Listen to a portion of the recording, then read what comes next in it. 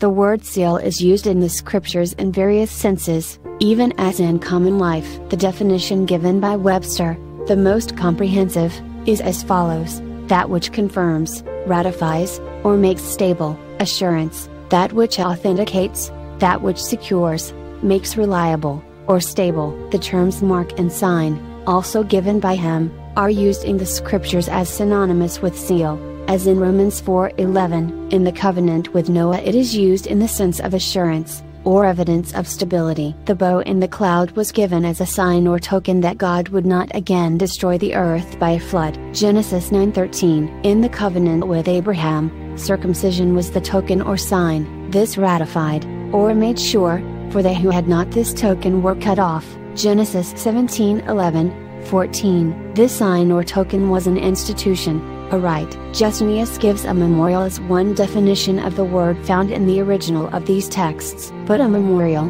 in the sense of a reminder, or a remembrancer, is a token or sign. In Exodus 31:17 and Ezekiel 20:20, the Sabbath of the Lord is called a sign. It is a memorial of the Creator's work, and so a sign of His power and Godhead. Romans 1:20. This is also an institution, as with circumcision, but there is this distinction: circumcision was a sign in the flesh, while the Sabbath is a sign in the mind. Hallow my Sabbaths, and they shall be a sign between me and you, that ye may know that I am the Lord your God. Ezekiel 20:20. 691. In Ezekiel 9:4 the word used in the original is translated mark. Gesenius says, a mark, sign. The Septuagint gives the same word in this text that is given in the Greek of Romans 4:11, rendered sign. Thus the words sign, mark, and seal are applied to the same things, or used as of like signification, in the scriptures. In Ezekiel 9:4 and Revelation 7:2-3,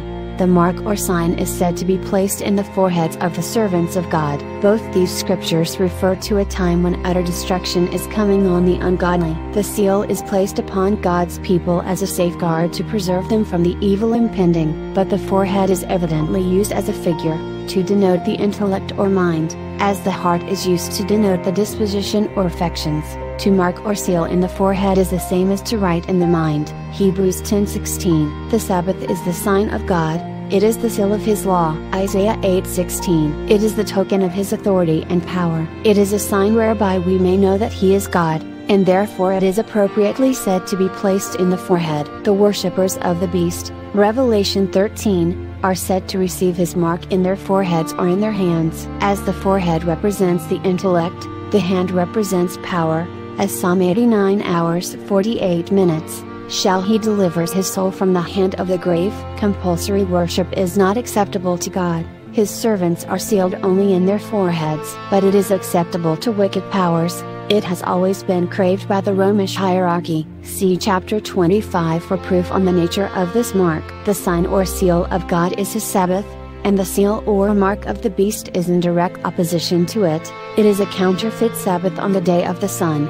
according to Revelation 14:9-12. They who do not receive the mark of the beast keep the commandments of God, and the Sabbath is in the fourth precept. They keep the Sabbath of the Lord. They have His sign or seal. The importance of the sign is shown in this, that the fourth commandment is the only one in the law which distinguishes the Creator from false gods. Compare Jeremiah 10:10-12, Acts 17:23-24, Revelation 14:6, 7, etc. And it is that part of His law for keeping which His people will suffer persecution. But when the wrath of God comes upon the persecutors who are found enforcing the sign or mark of the beast, then they will realize the importance of the Sabbath, the seal of the living God. They who turn away from that which the Lord spoke when His voice shook the earth, will confess their fatal error when His voice shall shake the heavens and the earth. Hebrews 12:25-26, Joel 3:9-16, and others.